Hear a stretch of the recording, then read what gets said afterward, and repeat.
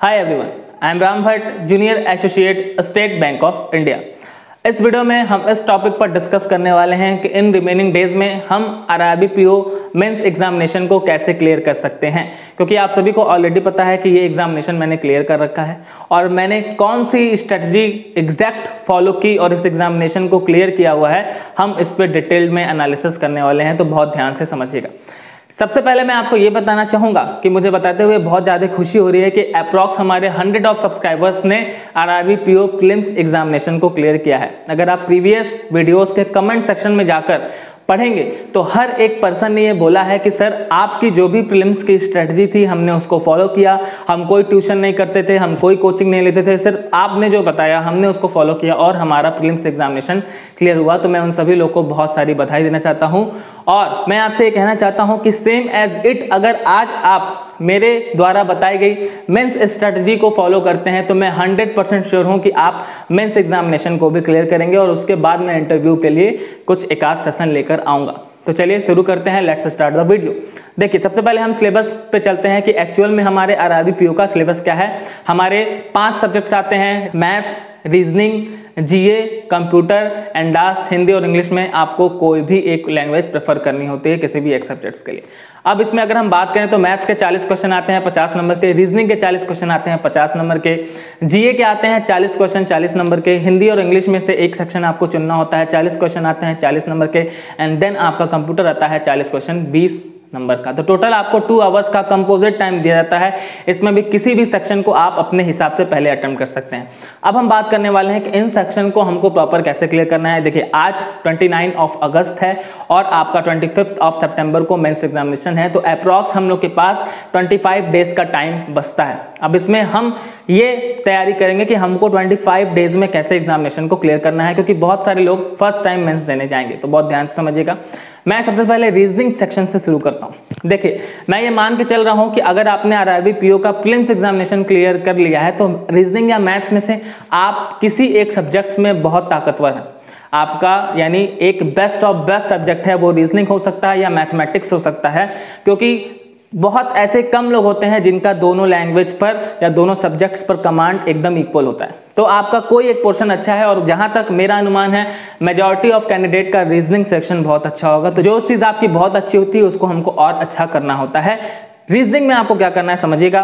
पहले हम समझेंगे कि आपका आता क्या है रीजनिंग में। रीजनिंग में आपके 4 से 5 पजल्स आएंगे, यानी 20 to 25 नंबर्स जो है वो आपका पजल्स कैरी करने वाला है। अब यहाँ पर एक चीज़ आप ध्यान से सुनिएगा, इन 5 पजल्स में से 2 पजल्स ऐसे रहेंगे जो कि सबसे खतरनाक रहेंगे।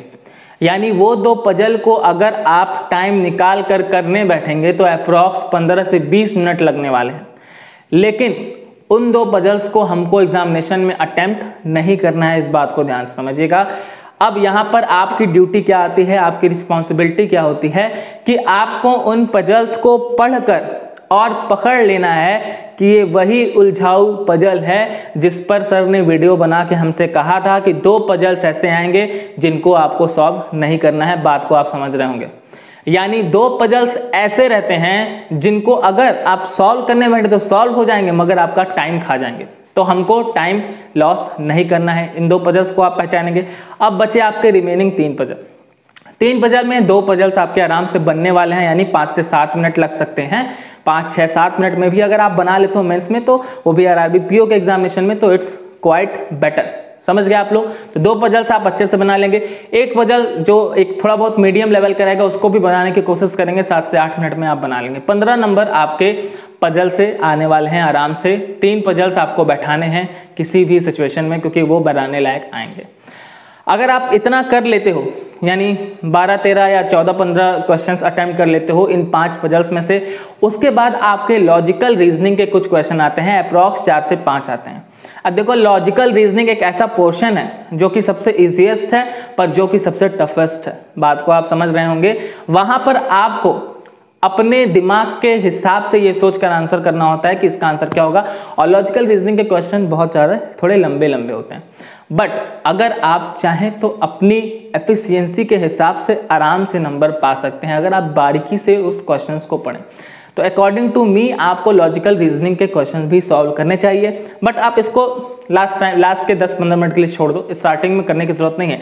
अगर हम स्टार्टिंग में बात करें तो अगर 5 पजल हमारे 25 नंबर कवर कर लेते हैं, देन उसके बाद क्या आता है, देन उसके बाद रीजनिंग में भी आपके कभी कभार डाटा सफिशिएंसी के क्वेश्चंस देखने को मिल जाते हैं।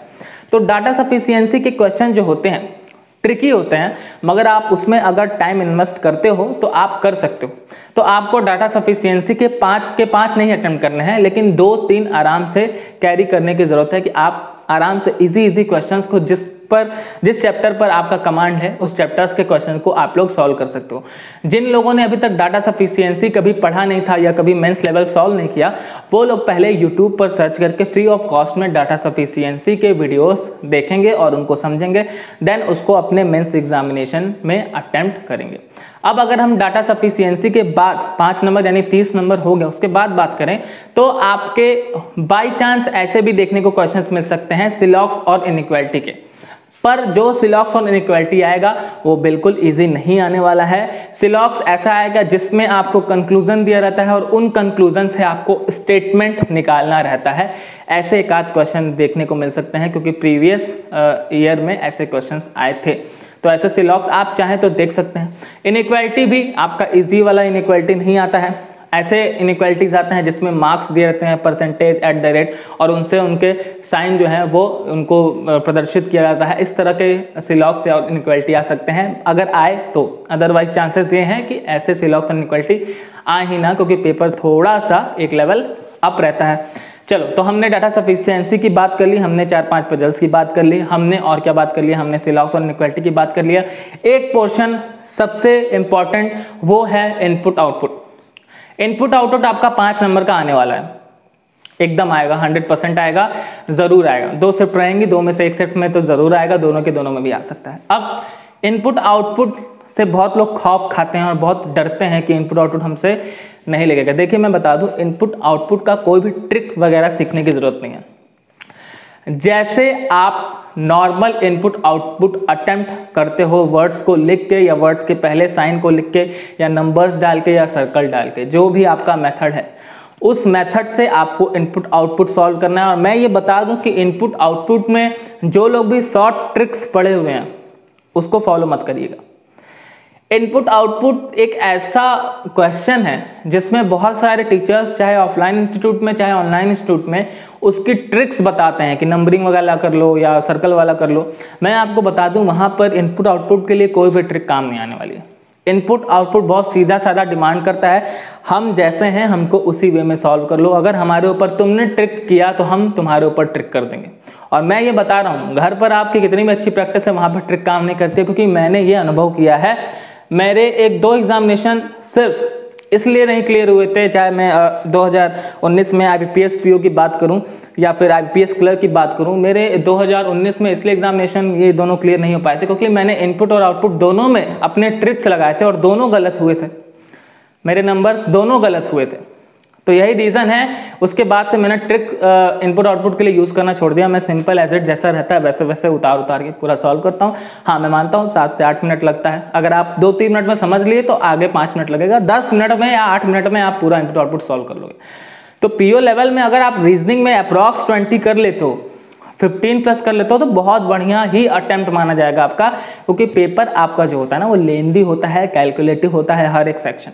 तो इनपुट आउटपुट पे बढ़िया से प्रैक्टिस कर लीजिए, अच्छे से प्रैक्टिस कर लीजिए और इनपुट आउटपुट को जरूर अटेम्प्ट करके आइएगा। अभी से इनपुट आउटपुट पर प्रैक्टिस आप लोग कर लीजिए, ठीक, समझ गए होंगे आई होप आप लोग। नेक्स्ट आपका 5 नंबर का कोडिंग डिकोडिंग भी आ सकता है, चाइनीज कोडिंग डिकोडिंग हो सकता है, ठीक है, कैसा भी कोडिंग डिकोडिंग आप लोग का हो सकता है। तो ये सारे मुश्किल से 4 से 5 टॉपिक्स हैं जहां से आपका पूरा क्वेश्चन निकल कर आता है। तो इन 4-5 टॉपिक्स को आपको कवर करना है। अगर आप अभी तक इन 4-5 टॉपिक्स पर प्रैक्टिस कर चुके हैं तो अच्छी बात है, आगे आप और प्रैक्टिस करेंगे। अगर आपने ये सब चीज़ें नहीं पढ़ी है तो आप पढ़ेंगे, ठीक। रीजनिंग की बात हो गई, मैं बताऊंगा कि अब इसको सॉल्व कैसे करना है। मैं मैथ्स की बात कर लूँ 1 मिनट। मैथ्स में आपके 4 से 5 DI होंगे और सेम एज इट मैथ्स में भी आपकी लगभग 2 से 3 DI ऐसी रहेगी जो बनने लायक नहीं रहेगी, बहुत ज़्यादा कैलकुलेटिव रहेगी, आपको समझ में नहीं आएगा, 2-2, 3-3 ग्राफ दिए रह सकते हैं। तो मैथ में भी आपको पहली बात तो डेटा इंटरप्रिटेशन पर अच्छी पकड़ होनी चाहिए, बहुत ही अच्छी। आपको अभी भी सेपरेट वीडियोस देखने चाहिए डेटा इंटरप्रिटेशन के, मेंस लेवल के। उसके बाद आपका डाटा सफिशिएंसी मैथ्स में भी आता है और मैथ्स की डाटा सफिशिएंसी क्वाइट डिफरेंट होती है और जान लो कि बहुत टफ भी होती है, गलत होने के चांसेस ज़्यादा रहते हैं। तो मैथ्स की जो डाटा सफिशिएंसी होती है, अगर आपने उसके लेक्चर्स नहीं देखे हैं अपने पसंदीदा टीचर्स के, तो उसको देखिए और उसको फॉलो करिए। फॉलो करने के बाद जो भी ट्रिक वो बताते हैं, जो भी तरीका बताते हैं, उनको अपने मेंस एग्जामिनेशन में आप जो भी अभी मॉक टेस्ट देंगे उस पर फॉलो करेंगे। आई होप आप समझ गए होंगे। तो हमने 4-5 DI पर डिस्कस कर लिया, उसमें से 2-3 DI जो है थोड़ी टफ आएगी, 1-2 DI मतलब 3 DI मान के चलो, 3 DI आपके करने लायक होगी, पर इन 3 DI में भी आप 3-3 4-4 क्वेश्चन ही कर पाओगे, 5 के 5 नहीं करने हैं। एक क्वेश्चन इतना भयानक वाला रहेगा कि वो आपको अटेम्प्ट नहीं करना है, वो आपको फंसाने के लिए एग्जामिनर दिया रहेगा। इस चीज़ को आपको बारीकी से समझना है। देखो मैं आपको एक चीज़ आज बताता हूँ कि एग्जामिनेशन क्लियर करने के लिए आपको सब कुछ आना ज़रूरी नहीं है। एग्जामिनेशन क्लियर करने के लिए आपको इतना पढ़ने की ज़रूरत नहीं है। एग्जामिनेशन क्लियर करने के लिए आपको थोड़ा आना और थोड़ा पढ़ना ज़रूरी है, मगर आपको ये जानना ज़रूरी है कि कहाँ पर खतरा है और कहाँ पर हम इस खतरे से बचकर निकल सकते हैं। समझ पा रहे होंगे आप लोग बात कि आप जो भी मैथ्स रीजनिंग में अभी तक करते आए हैं वो इम्पॉर्टेंट नहीं रखता है। इम्पॉर्टेंट ये रखता है कि आप क्या कर पाएंगे और क्या नहीं कर पाएंगे। जिस दिन आपने ये ट्रिक समझ ली कि हमको यहाँ से बचकर निकलना है और यहाँ से हमको ऐसे ऐसे निकलना है, तो आप एग्जामिनेशन क्लियर कर लोगे। समझ रहे हो बात को? तो बहुत ज़्यादा पढ़ने और बहुत ज़्यादा जानने की ज़रूरत नहीं है, लेकिन हमको कैसे निकलना है ये जानने की ज़रूरत है, और वो मैं आपको बता रहा हूँ।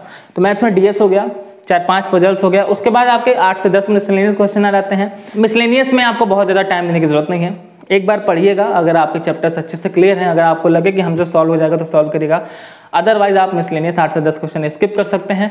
फिर उसके बाद क्वाड्रेटिक के कुछ क्वेश्चंस और number series, wrong number series के कुछ क्वेश्चन आपको मेंस में देखने को मिल सकते हैं। अगर क्वाड्रेटिक आएगा तो वो अंडर रूट वाला आएगा, थोड़ा हाई लेवल का आएगा। बाई चांस आएगा नहीं, बट अगर आएगा तो हाई लेवल का आएगा। प्लेन्स लेवल वाला क्वाड्रेटिक आएगा नहीं, या फिर कोई भी ऐसी वैल्यू दी रहेगी जिसको हम ब्रेक नहीं कर पाएंगे 2 पार्ट्स में। और अगर रॉन्ग नंबर सीरीज आएगा तो वो भी थोड़ा हाई लेवल का आएगा। तो उसके लिए प्रिपेयर रहिएगा। इन सब के वीडियोस ऑलरेडी यूट्यूब पर हैं, इनको देखिए। और देखने से ज़्यादा आपको प्रैक्टिस करने की ज़रूरत है। प्रीलिम्स अगर आप क्लियर करके आए हैं तो काफ़ी हद तक आप पढ़ के आए हैं, बस आपको प्रैक्टिस करने की ज़रूरत है और समझने की ज़रूरत है। तो मैथ्स में ये आपका पूरा सिलेबस हो गया।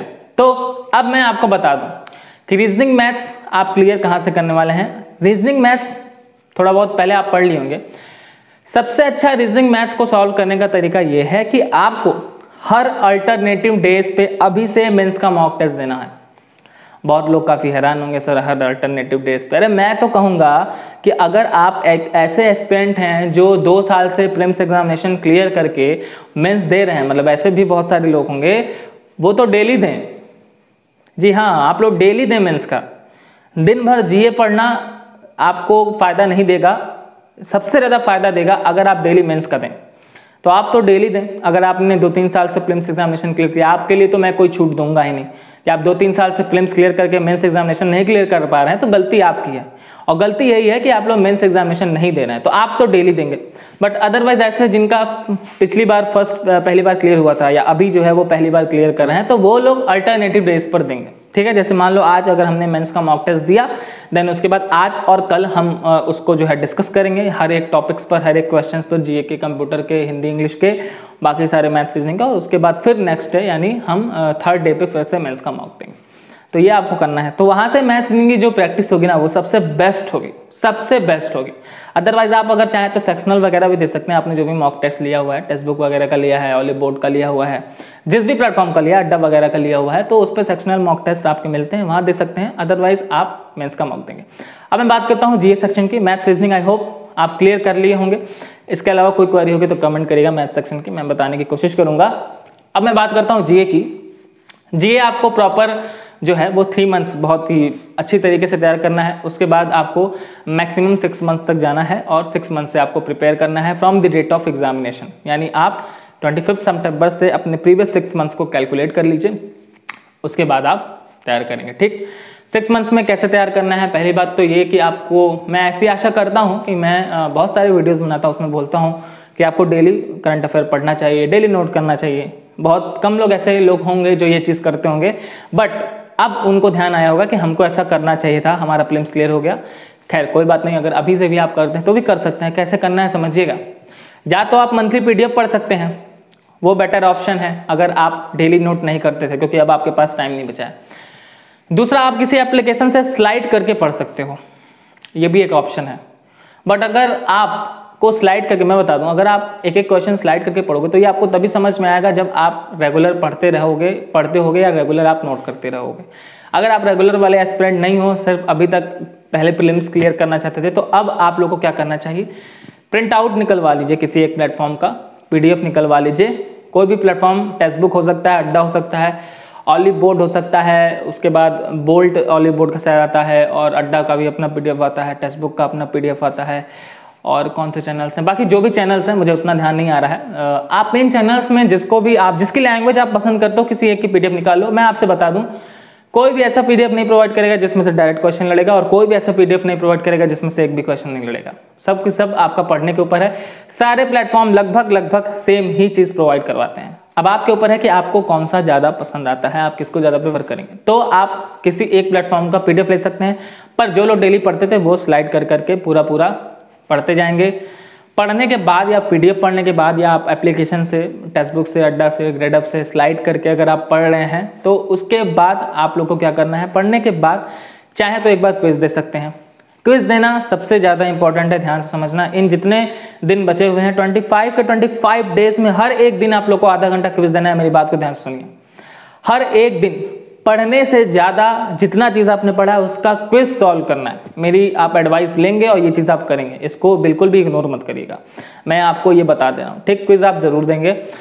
PDF पढ़ने के बाद यूट्यूब पर बहुत सारे ऐसे चैनल्स हैं इनको आप फॉलो करेंगे।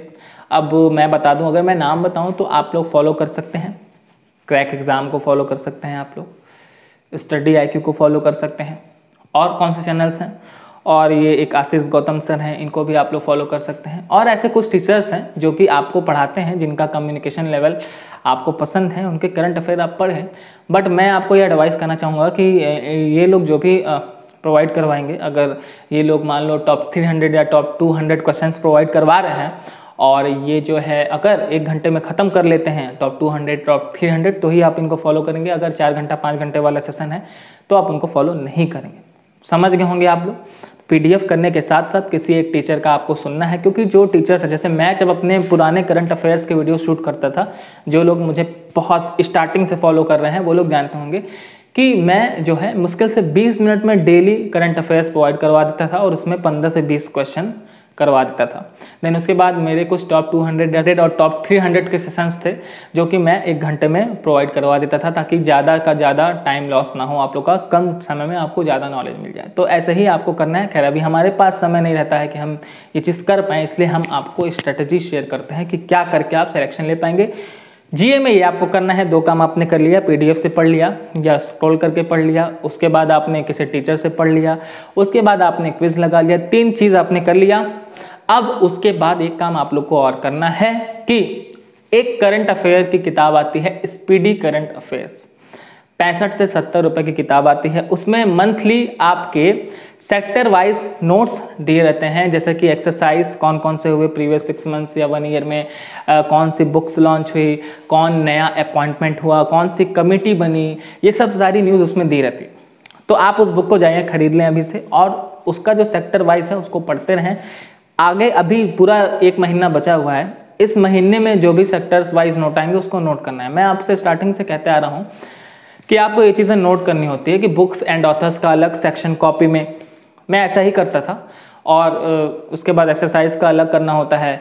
देन उसके बाद आपका कमिटीज़ के अलग करने होते हैं, बैंकिंग RBI रिलेटेड न्यूज़ का अलग एक नोट्स बनाना होता है। मतलब एक ही कॉपी में आप 20-20 पेज या 30-30 पेज का सेपरेट नोट्स छोड़े रहते हैं बनाने के लिए। तो ये आपको करना होता है। बहुत सारे लोगों ने ये नहीं किया, पर जिन लोगों ने किया वो उसको दोहराएंगे और आगे उसमें एक पॉइंट नोट करते जाएंगे।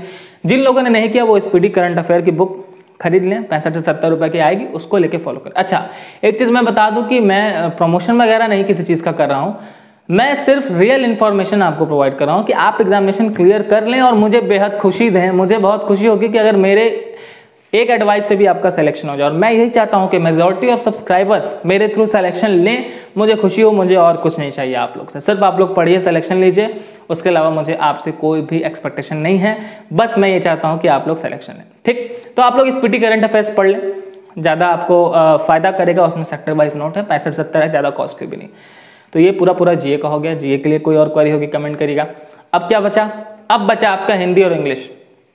तो क्योंकि आरआरबी का एग्जामिनेशन है तो मेजॉरिटी ऑफ कैंडिडेट इसमें हिंदी वाले होंगे, कुछ लोग इंग्लिश के होंगे। तो इंग्लिश के लिए तो कुछ और फॉर्मूला नहीं है, एडिटोरियल वगैरह फॉलो करिए, मेंस दीजिए, 40-40 क्वेश्चन सेक्शन लगाइए, इंग्लिश हो गया।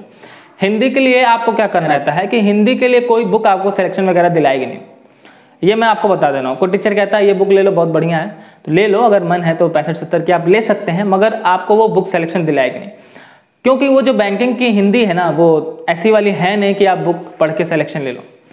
वो बुक पढ़ के आप यूपी के किसी एग्जामिनेशन में, स्टेट लेवल के एग्जामिनेशन में या सेंट्रल गवर्नमेंट के एग्जामिनेशन में हिंदी पढ़ के सिलेक्शन ले सकते हो, बट बैंकिंग में नहीं ले सकते हो। बैंकिंग की हिंदी थोड़ी अलग है। बैंकिंग का जो हिंदी का मॉडल है वो पूरा इंग्लिश मॉडल है, यानी उसमें आपके फिल इन द ब्लैंक्स आते हैं, यानी रिक्त स्थान भरे हिंदी में आते हैं। देन उसके बाद आपके पैसेज आते हैं, गद्य आते हैं, पद्य आते हैं, अच्छा अनेकार्थी आते हैं, समानार्थी थोड़े बहुत आ जाते हैं। ये सब चीज़ें आपकी हिंदी में जो है वो कट टू कट इंग्लिश की तरह आती है। तो ये कैसे क्लियर होगा? ये आपको कोई किताब नॉलेज नहीं दे सकती है, ये सिर्फ और सिर्फ आपकी प्रैक्टिस पर डिपेंड करता है। और मैं आपसे बता दूं कि अगर आप स्टार्टिंग से ही इंग्लिश मीडियम के एस्पिरेंट रहे हैं, यानी आपने सीबीएसई बोर्ड से पढ़ाई की है, आईसीएसई बोर्ड से पढ़ाई की है, इंग्लिश ही आप मतलब अपने कॉलेजेस में पढ़ते हैं, इंग्लिश में आपने बुक्स पढ़ी है, तो हिंदी वगैरह चूज़ मत कीजिएगा, आपके लिए हिंदी ज़्यादा टफ हो जाएगी, आप इंग्लिश से जाएं। हाँ, जो लोग ऐसे एस्पिरेंट हैं, मतलब स्टेट लेवल जो भी उनका लैंग्वेज रहा है वो हिंदी ही रहा है, प्रॉपर हिंदी बुक्स उन्होंने पढ़ा है, तो वो लोग हिंदी प्रेफर करेंगे, क्योंकि वो हिंदी कर सकते हैं, क्योंकि उन्होंने हिंदी पढ़ रखी है। क्योंकि हिंदी भी इसमें भाई साहब थोड़ा हाई लेवल की आती है, मैं आपसे बता दूँ, इतनी भी ईजी नहीं है। जो लोग भी फर्स्ट टाइम जा रहे हैं, जो लोग भी दे चुके हैं, थोड़ी संस्कृत लेवल की हिंदी आती है, ये आप समझिए। डबल ट्रिपल फिलर आते हैं हिंदी में, ठीक है, अनेकार्थी समानार्थी भी खतरनाक वाला आता है। तो ये कैसे सॉल्व होगा? ये आप मॉक टेस्ट से सॉल्व करेंगे, और एक मॉक टेस्ट से नहीं, जैसे मान के चलो अगर अड्डा का मॉक दे रहे हो तो एक टेक्स्ट बुक पे भी देना, फिर ग्रेडअप पे भी देना, और ये सब इतने सारे मॉक टेस्ट आप खरीदेंगे नहीं, आपका सर्कल होगा, आपके फ्रेंड्स होंगे, आपस में शेयर कीजिए, शेयर करने से चीज़ें बढ़ती हैं, सारे लोग सिलेक्शन लेते हैं। नहीं भी हैं तो एटलीस्ट 2 मॉक टेस्ट तो आपको लेने चाहिए, मैं हमेशा कहता रहा हूँ, खुद से इन्वेस्ट करके 2 मॉक टेस्ट लेना चाहिए। तो हिंदी आप क्या करेंगे, सिर्फ और सिर्फ डेली बेसिस पर 40 क्वेश्चन लगाएंगे apart from your mock test, ठीक है, apart from your mock test. यानी आप जो है कि मॉक टेस्ट दे रहे हैं, उसमें तो 40 क्वेश्चन आ रहे हैं, उसका डिस्कशन कर रहे हैं, वो आप करेंगे ही। इसके अलावा आप 40 क्वेश्चन सेपरेट सेक्शनल वाइज आप लगाएंगे, टेक्स्ट बुक में भी दिया है, अड्डा में भी दिया है, सारे प्लेटफॉर्म पे दिया है, जो आपको अच्छा लगे आप फॉलो करें। ये हो गया हिंदी का।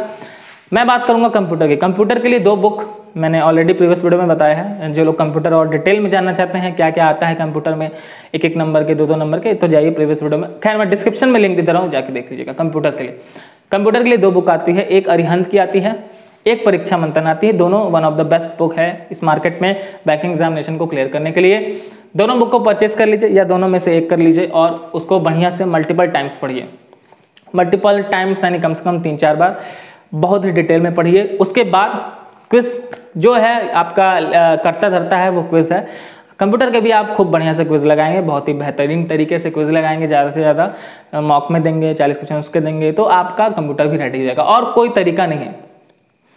सबसे अच्छा वन ऑफ द बेस्ट तरीका मैं आपको आज बता रहा हूँ, वन ऑफ द बेस्ट तरीका, क्योंकि मैं आपको बता दूँ, मैंने एज अ टीचर भी लाइफ जी है और मैंने एज अ एस्पिरेंट भी अपनी ज़िंदगी जी है। जब मैं अपना ऑफलाइन इंस्टीट्यूट में मैं पढ़ाया करता था, उस दरमियान भी मैं प्रिपरेशन करता था। मैं सुबह 7 बजे जाकर, आप एस्पिरेंट से पूछिए, बहुत सारे लोग हैं जो मेरे ऑफलाइन इंस्टीट्यूट के हैं, वहाँ से अगर आप पता करेंगे तो मैं सुबह 6-7 बजे क्लास लेता था, शाम को 4-5 बजे छूटता था। उसके बाद हमको उनके लिए मॉक टेस्ट तैयार करना होता था। उसके बाद भी मैं अपनी पढ़ाई कंटिन्यू करता था। यानी मैं टीचर भी था, मैं एस्पिरेंट भी था, मैं हर तरीके से सोचता था। मैं एज अ टीचर मुझे पेपर कैसे बनाना है मैं वो भी जानता हूँ, एज ए एस्पिरेंट मुझे उसे कैसे टैकल करना है मैं वो भी जानता हूँ। तो ये दोनों चीज़ का बहुत ज़्यादा फ़ायदा मिलता है। कम से कम हमारे एक बैच में 300 से 400 ऑफलाइन इंस्टीट्यूट की मैं बात करूँ तो 300 से 400 बच्चे लाइव पढ़ा करते थे।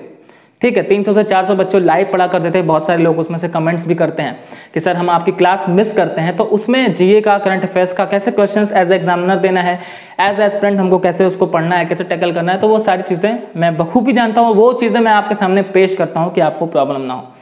तो आई होप कि आप सब लोग समझ गए होंगे कि इन सेक्शन को कैसे क्लियर करना है। इसके अलावा और कोई रास्ता नहीं है। सबसे बेस्ट तरीका मैं आपको बताया हूँ, अगर ये आप फॉलो करते हैं 100% श्योर आप सिलेक्शन लेंगे। खैर, और कोई क्वेरी होगा कमेंट करिएगा, मैं पूरा कोशिश करूंगा आपको सोल्यूशन देने की। अब अलविदा लेता हूं आप सभी से, मिलूंगा नेक्स्ट वीडियो में। और 25 सितंबर के लिए आपको ऑल द बेस्ट। अगर टाइम मिला तो बीच में एक और वीडियो आप लोग के लिए शूट किया जाएगा रिगार्डिंग आरआरबी पीओ या आरआरबी क्लर्क। ठीक है।